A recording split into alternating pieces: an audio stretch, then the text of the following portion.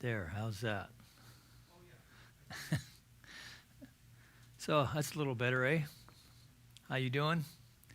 Welcome to our Get Real and Heal Revealing Meditation Service. My name is Reverend Michael McMorrow. I'm the spiritual director here at our Center for Spiritual Living in Granada Hills, California. If this is your first time visiting, welcome. We invite you to subscribe to our YouTube channel and check out the other stuff that we have. We have lots of material archived there. So before now, we're going to start our evening the way we start every service here at our center, by taking a deep conscious breath and releasing, just releasing the day. There's so much going on in the day these days. So let's just take another deep breath and release. That's it. Just allow ourselves to surrender to this eternal now moment as we come together for our call to service, which we call Lighting the Flames of Faith. And we perform this ceremony to promote the universal consciousness of life, which acknowledges that all peoples, all faiths, all sentient beings come from the one great universal presence, which we call Spirit. That fundamental to this truth is the unifying nature of all religious thought and experience, which we honor here this evening. So if you see behind me, we have several candles. The first candle that we have is for the Tao, honoring the universal path of harmony and equilibrium, the natural way. The second candle we light for shamanic traditions, honoring the beliefs and practices of all indigenous peoples, the way of primal spirituality. We light the third candle for Hinduism, honoring the path of knowledge, action, and devotion. We light the fourth candle for Judaism, honoring the ethical path of living by sacred law. We light the fifth candle for all forms of Buddhism, honoring the Four Noble Truths and the path of compassion. The sixth candle we light for all forms of Christianity, honoring the Christ consciousness as the path of love. The seventh candle we light for all forms of Islam, honoring the path of submission to the will of God as the highest calling. We light the eighth candle for the universalistic religion of Baha'i, honoring the path of unity and peace. The ninth candle we light for all forms of new thought, honoring the metaphysical path of mental healing through the practice of universal spiritual principles.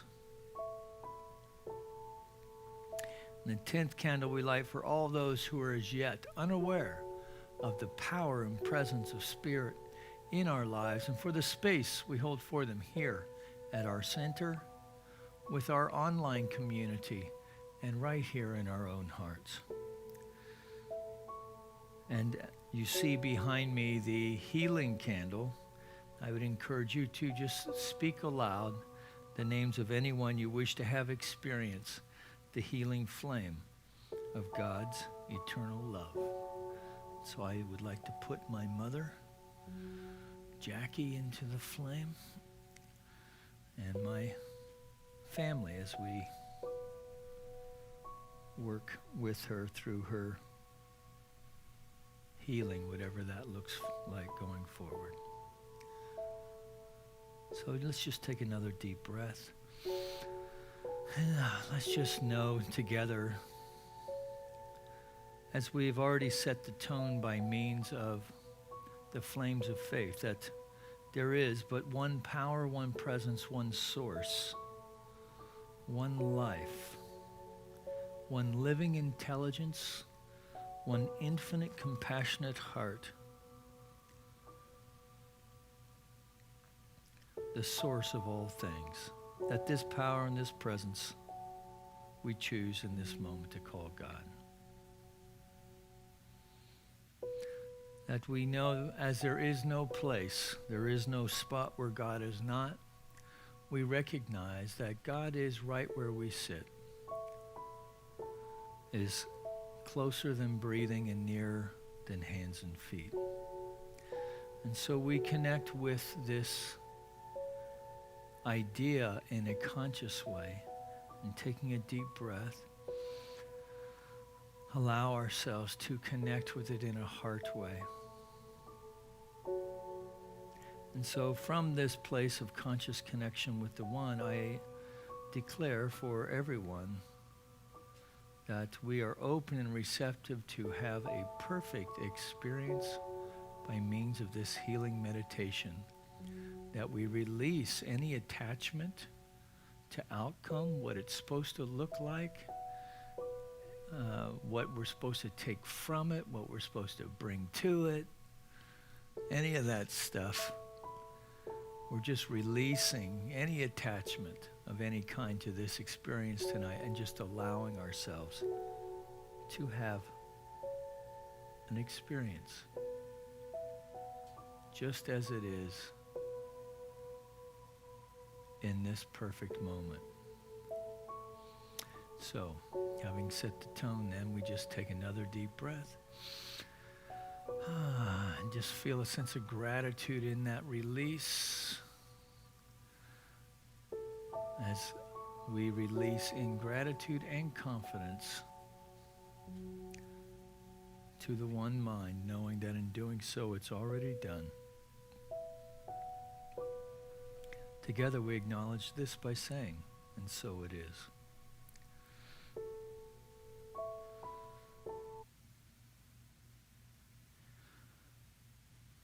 So we continue to work with this book, Start Where You Are. I think the Sangha is working with another one of Pema's books. I know Reverend Jeannie Hoffman, who facilitates our Sangha, has introduced many of us, myself included, to Pema Chodron and to our great benefit. And so I just wanted to share with you our fortune for this evening. This courtesy of pickup sticks.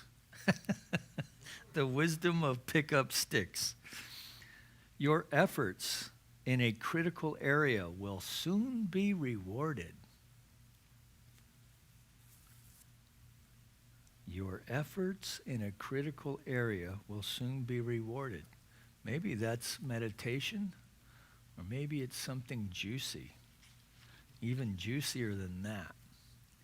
All right, so just to bring you up to, we're working in the chapter Compassionate Action, which really seems apropos right now, given what's going on in the outer world and the clamoring personalities that are involved with that. And just to remember that compassionate action, if you recall from last week, compassionate action is working with rather than struggling against unwanted stuff.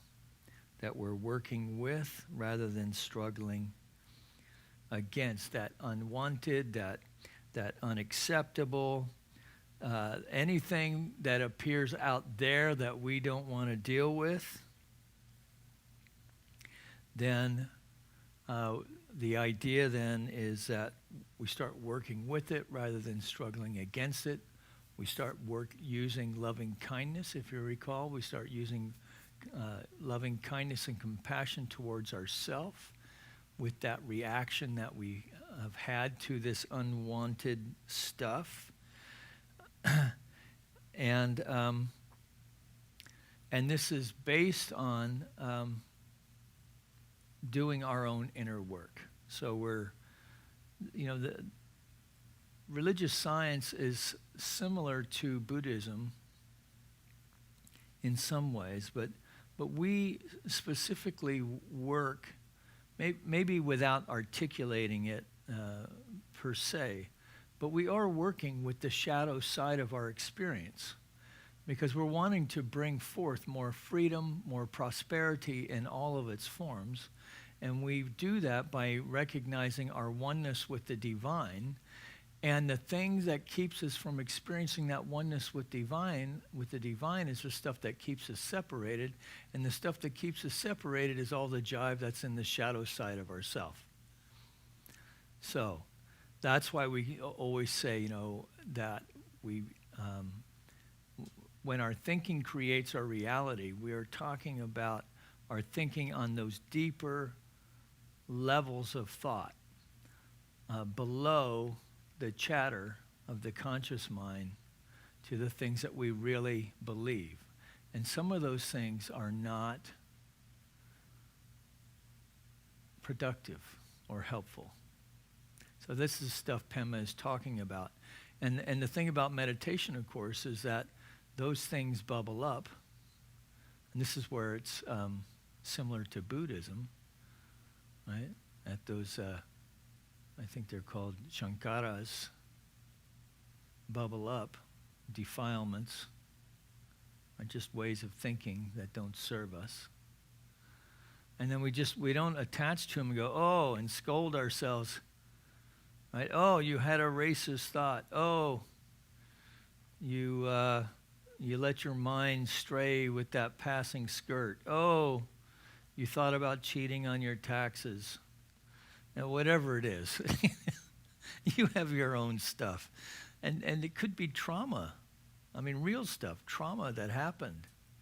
Right? So there's this whole thing with trauma. You have an issue that happens in your childhood that doesn't get dealt with. I'm learning this through Resma Menachem in his book, My Grandmother's Hands.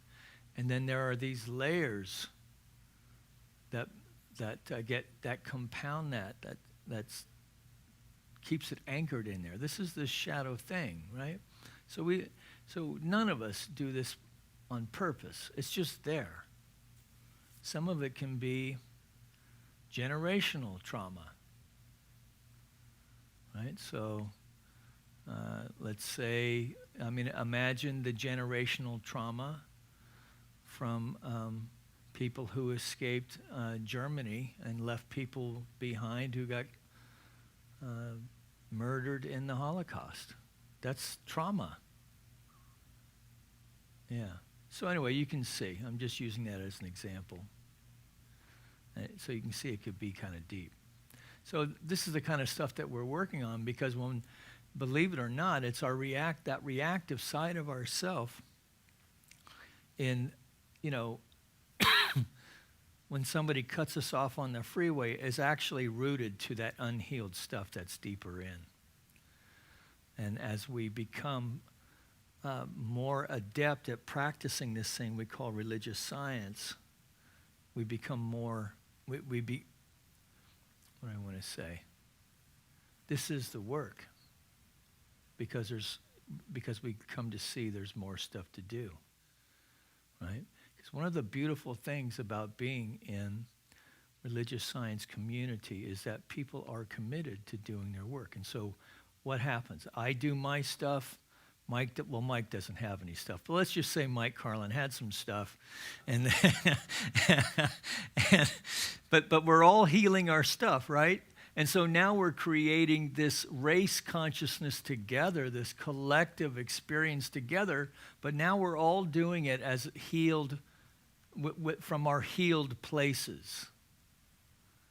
So, and that's how we're going to change all this stuff that we're dealing with right now. So Pema's pretty helpful that way.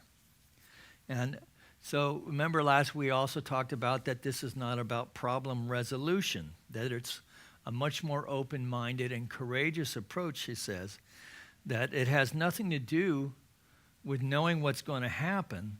It's about keeping our heart and our mind open to whatever arises without hope of fruition. So remember, that was a few weeks ago, fruition being the payoff. So we're just staying open. So that was the opening treatment, right? I'm going to stay open to whatever transpires tonight, including the fact that Reverend Mike is talking too much. So,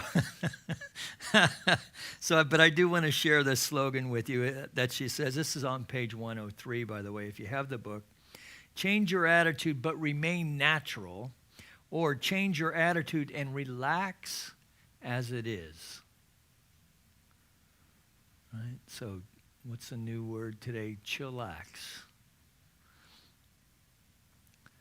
She says this, that in order to have compassionate relationships, compassionate communication, and compassionate social action, there has to be a fundamental change of attitude. The notion that I am the helper and you are the one who needs to be helped, this only works in a temporary way, if at all. But it fundamentally doesn't change anything, because now you're building a dependency thing, right? Because there's still one who has something and the other does not. So we're wanting to break that down even, because it's what? It's dualistic. And dualism is not oneness, it's two-ness. We don't want any two-ness, we want oneness. All right. So the fundamental change of attitude is to breathe. Now check this one out. Breathe the undesirable in, and then to breathe the desirable out. Ooh. Breathe the undesirable in and breathe the undesirable out. So from those of us who come from the Christian tradition, right? Jesus, the master teacher, said, pray for our enemies. Well, this is a version of that, right? And then she observes that, in contrast, the attitude that this epidemic on the planet is that if it's unpleasant, we push it away, right? That's aversion. And if it's pleasant, we hold it tight, right? That's grasping. Now, and then she acknowledges that this change doesn't happen overnight. It happens gradually at our own speed. Now, in religious science, of course, we talk about, in spiritual mind treatment, the possibility of spontaneous treatment, because we're working with an infinite power and presence, which is bound only by our belief in it. But that's quite a caveat.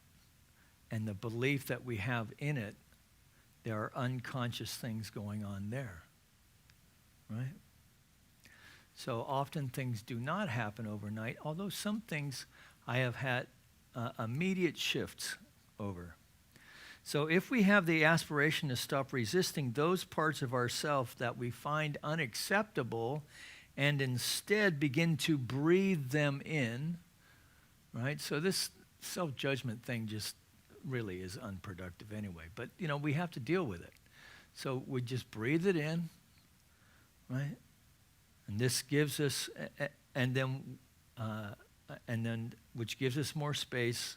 We come to know that part of ourselves a little better, that there's no more monsters in the closet. So we're acknowledging that there's this shadow side thing that maybe we don't like. It may not even be a judgment, right? We're just like, I just don't want to be that guy anymore, right? We have some sense of turning on the lights and looking at ourselves more honestly. So, the practice is this then. To begin to get the hang of changing our attitude, she suggests this. This is on an everyday level. When we find something that, when things are delightful and wonderful, that we take those in, and on the exhale, we're sharing those. We're sharing the pleasure on the out-breath, that we're releasing that just to life, okay? That we're sharing it with others. And this also allows for an enormous space, not just for ourselves, but for everyone. When we all do this, all of our inner obstacles that keep us from connecting with our inherent freshness and openness, these things begin to dissolve. And this is a fundamental change of attitude, working with pain and pleasure in a revolutionary and courageous way. So the pain we lean into, and the pleasure we deal with by giving it away. And in either, so we're not doing the old grin and bear it thing. We're not doing a spiritual bypass, like pretending that all is well. But we're feeling the pain. We're feeling the pain, acknowledging it, and then releasing it. And, this is real work. I mean, think about something that you're carrying a lot of grief over, for instance. There's a lot of grief in the world right now. Right? The families that are affected by COVID, the families afraid they're going to be affected by COVID. Right? My own family's dealing with, my mother working through her stuff in ICU. And then we have, our political drama unfolding. We have the social justice concerns that are like right in our face right now. So what do we know about that? If it's being revealed, it's being revealed to be. That's right. It's being revealed to be healed. Okay. So that's enough of that. Shall we meditate? So you're kind of getting, if this is your first time, you don't want to hear all this chatter. If you get on around 7:20, I'm done talking, and then we can just meditate. All right, so I encourage you to check your seat. Just get all the wiggles and jiggles out. If you need to blow your nose, make any adjustments, do them now. There you go. I like my feet flat on the floor, but perhaps you sit in the yogic position, in the lotus position, however you're comfortable. So let's just start by taking a deep conscious breath and release. And on that release, we're just releasing the day. We're going to take another deep breath.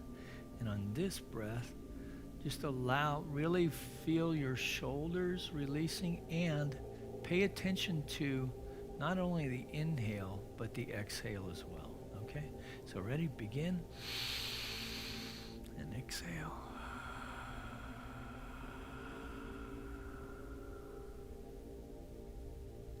And one more time.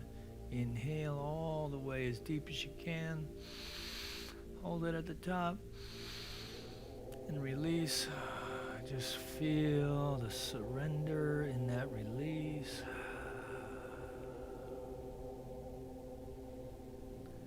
And now we're just simply breathing easily and naturally.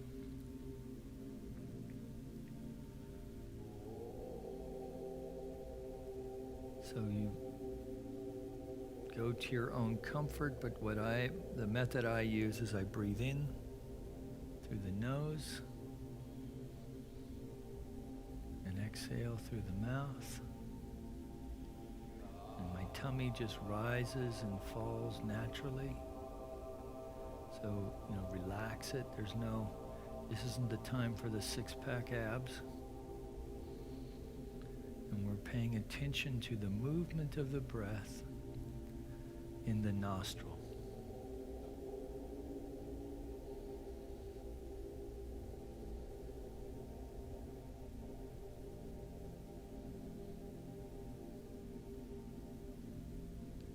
And that really is a technique. So we're paying attention to the in-breath, but then pay attention on the exhale also.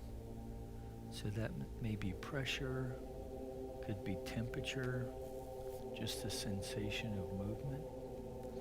And then we begin a quick body scan while we're doing that.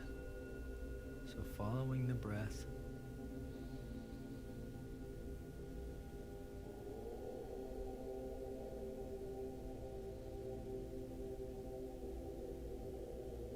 And we bring our attention to the bottom of our feet.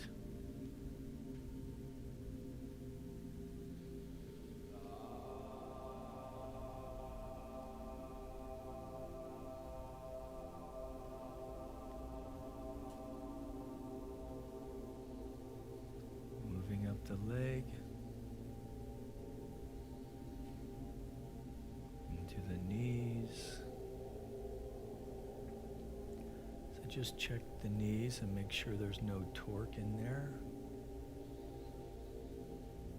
The upper thigh, the quadriceps, and the hamstrings.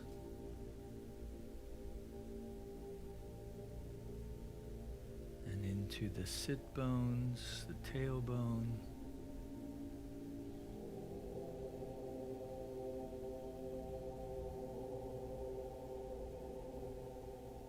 Into the lower back. If you feel any tension in there, you can just tuck your tailbone in a little bit. Allow the chair to support you. And if you're on a cushion, you're just allowing for a straight spine that's free of tension.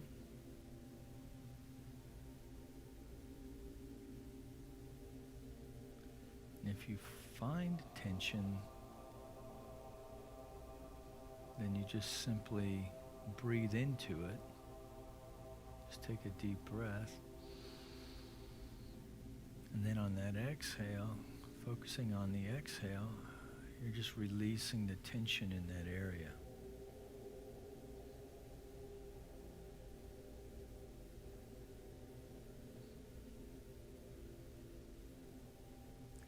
And checking the posture of the spine.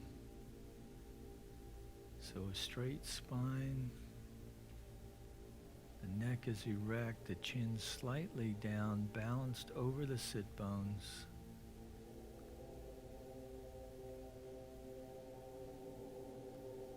Check your shoulders. If there's any tension in there, you can take a deep breath. And just imagine your shoulders falling from your ears and your neck lengthening.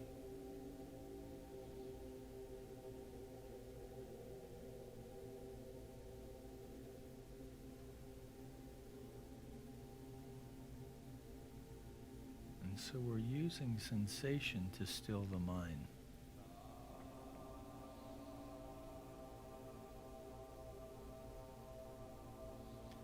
Some folks use mantra, so you could just simply, on the in-breath, God is. All there is on the out-breath. Whatever you're most comfortable with. I just prefer to follow the breath.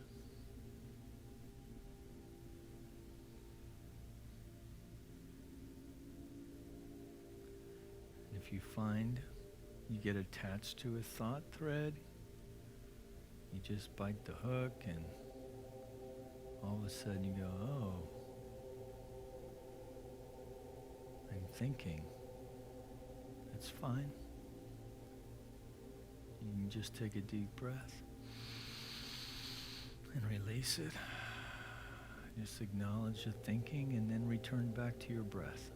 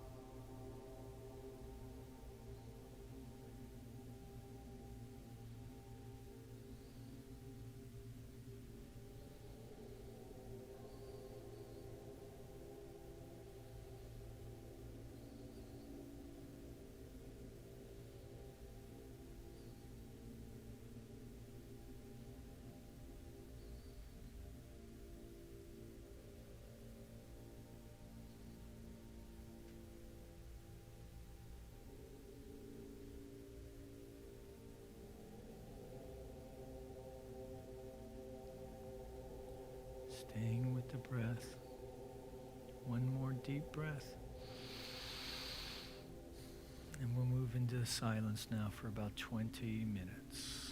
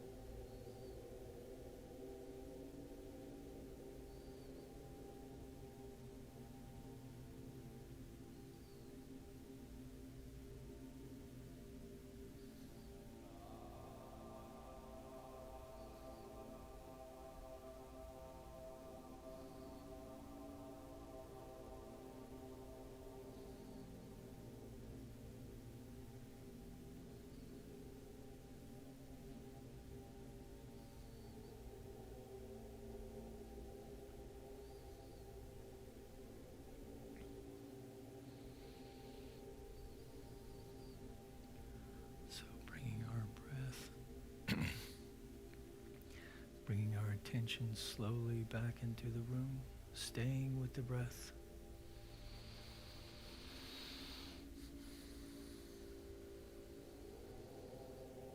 Staying with the inhale, staying with the exhale.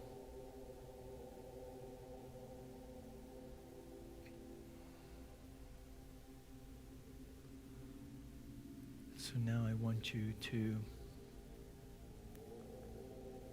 imagine, if you need to, or know with me, if you can, that there is this flame of divinity at the heart center of each one of us. And so with that in-breath, we are fanning that flame.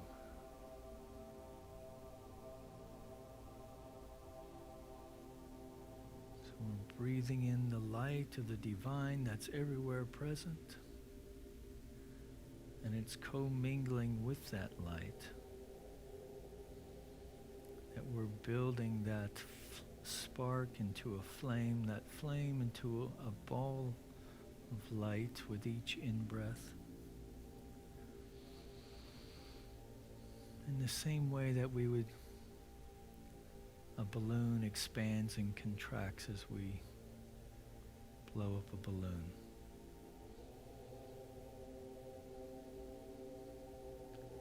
So tonight I wonder if you would indulge me as my mother sits on a respirator in ICU. Maybe we can breathe together with her. Just easily breathing in light and exhaling love. Breathing in light, exhaling love, knowing that the lungs are restored with each in-breath to full and complete function. Breathing in light, exhaling love. So we're just knowing for and with Kathleen that her lung function is being restored to optimal ways, that there is an easy absorption of oxygen, healing all the various components of the body and exhaling that which is no longer needed. And as we know this for Kathleen, we know it for anyone on a respirator right now. Breathing in light, exhaling love, that this light now is extending beyond our body torso, side to side, front to back, top to bottom, staying with the breath, expanding even more, that we are now sitting in this field of light and love, and that we experience a quickening, an alignment, an attunement with the divine Om within. That this light and in love is attuning at a vibrational level, from every atom to every molecule to every cell, to every muscle, every organ, every sinew, lung function, heart function, the circulatory system, all the various systems and components, the nervous system, every neuron is firing and aligning with and attuning with this healing vibration of spirit. And so as we know this for ourselves, we know it for all beings, particularly those who may be experiencing health challenges of any kind. So we're breathing this light and love also for within our own community, for Reverend Jessica, as she continues her healing. And for Judy,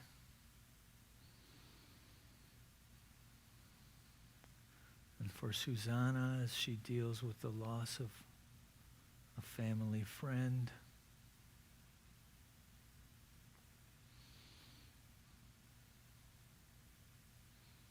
For anyone dealing with loss of any kind. And we're just breathing in light and exhaling love. For ourselves as well. That perhaps we're feeling a little meh from just life. So we just take a deep breath. Breathe in light. Exhale love. And it's okay. Taking a deep breath. And we just know, like Scarlett O'Hara, that tomorrow is a brand new day. Because ultimate, what we know is that there is but one power, one presence, one source, one life of the divine, impressing and expressing itself in, through, and as all of life.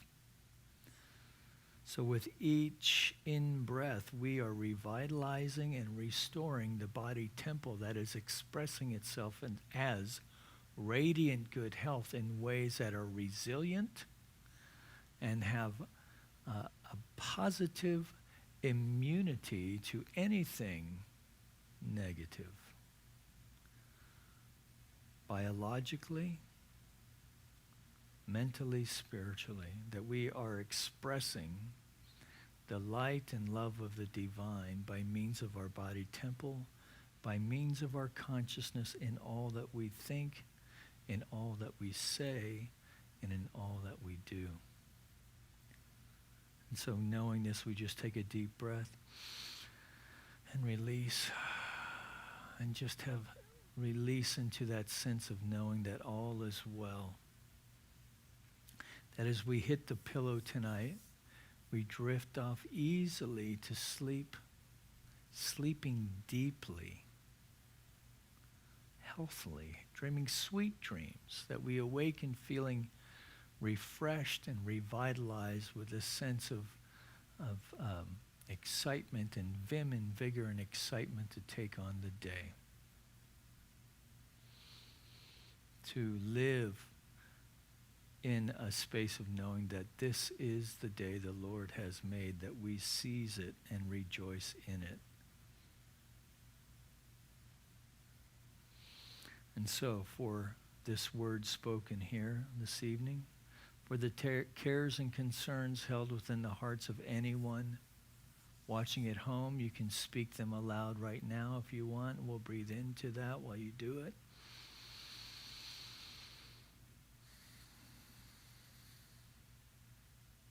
One more breath. And in gratitude and in confidence, we just release it all now to that aspect of the mind of the divine itself, acting as law that knows only to say, yes, my beloved, yes. In you I am well pleased. Just release it, let it go, let it be so. And together we acknowledge this by saying, and so it is. Amen.